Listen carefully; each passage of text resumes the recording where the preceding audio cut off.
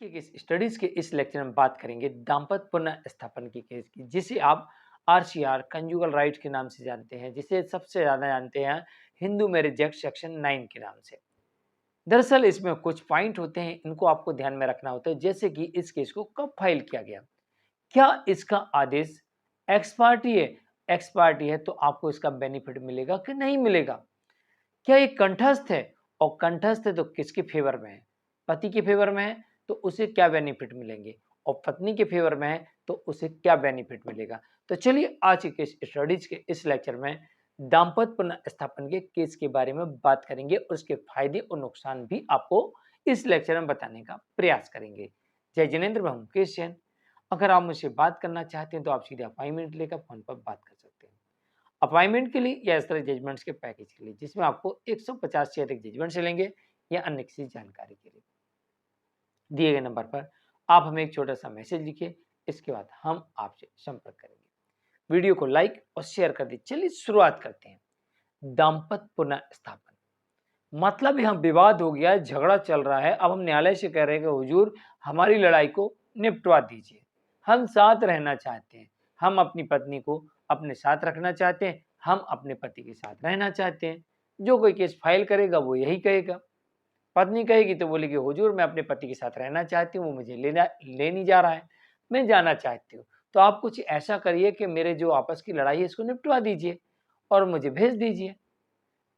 दूसरी बात, पति करे तो पति कहेगा हुजूर मैं अपनी पत्नी को रखना चाहता हूँ, मेरी पत्नी मेरे साथ नहीं रह रही है, अब आप ऐसा कुछ करिए कि मेरी पत्नी मेरे साथ रहे।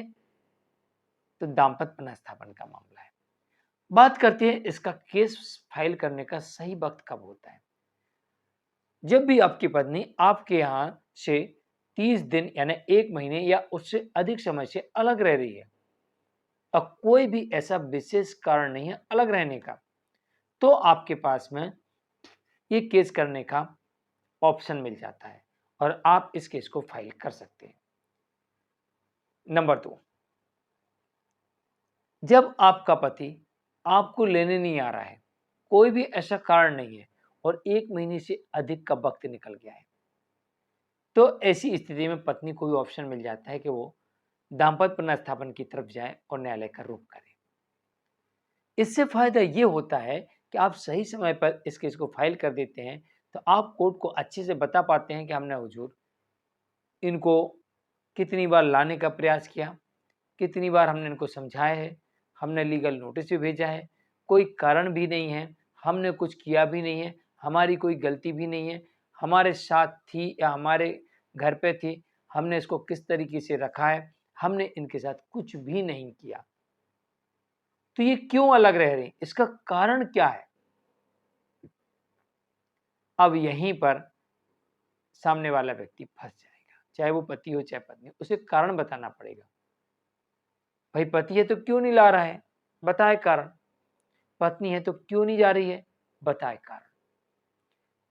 अगर ये एक्सपार्टी हो जाता है और इसमें कारण बताने नहीं आते हैं, पति ना आए या पत्नी ने आए, जैसे पति ने केस फाइल किया पत्नी ना आवे, पत्नी ने केस फाइल किया तो पति ना आवे, कारण बताने नहीं आ रहा, तो कोर्ट ने इनके फेवर में आदेश दे दिया जिसने केस फाइल किया, तो ये एक्सपार्टी हो गया। तो एक्सपार्टी आदेश का 50-50 बेनिफिट आपको मिलेगा।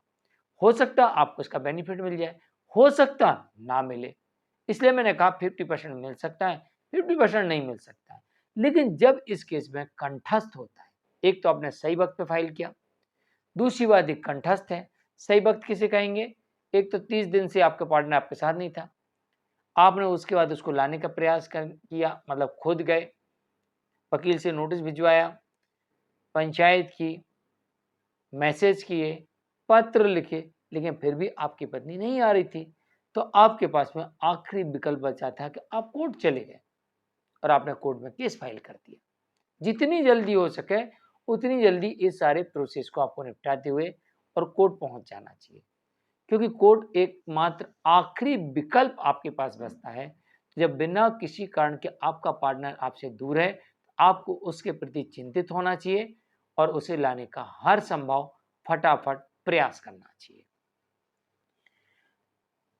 अब बात कर लेते हैं कि कंठस्थ है, मतलब पूरी तरीके से इस केस को सुना गया है। तो फिर इसमें साफ हो जाएगा कि जो आदमी अपनी पत्नी को रखने का ड्रामा कर रहा है, वाकई में इसका ड्रामा था या सच्चाई है। गलत कौन है ये भी क्लियर हो जाएगा। पत्नी जो कोर्ट में आके कहती मैं तो रहना चाहती, मैं रहना चाहती, झूठ मूठ का बोल रही है कि सच बोल रही है, इसकी पोल भी खुल जाएगी। तो जिसके फेवर में ये आदेश जाएगा, चाहे पति ने फाइल किया हो चाहे पत्नी ने फाइल किया हो, लेकिन दाम्पत्य पुनर्स्थापन का कंठस्थ वाला मामला ने पूरा सुनने के बाद अब न्यायालय जिसके फेवर में जजमेंट देगी, सारे केसेस जितने भी अब वो केसेस होते हैं मैट्रिमोनियल केसेस, सारे केसेस उसके फेवर में जाने की 100% संभावना होती है, क्योंकि इस केस में लगभग सारी चीजें डिसाइड हो जाती हैं, गलत कौन सही कौन कंठस्थ में। आप 100% ना माने, 80% तो मान के चलिए कि जिसके फेवर में कंठस्थ वाला केस है दाम्पत्य पुनर्स्थापन का, तो उसके फेवर में 80% तक सभी आदेश जा सकते हैं। ये ध्यान रखिएगा। मैं हूं मुकेश जैन। जानकारी अच्छी लगी तो वीडियो को लाइक और शेयर कर दीजिए। नमस्कार।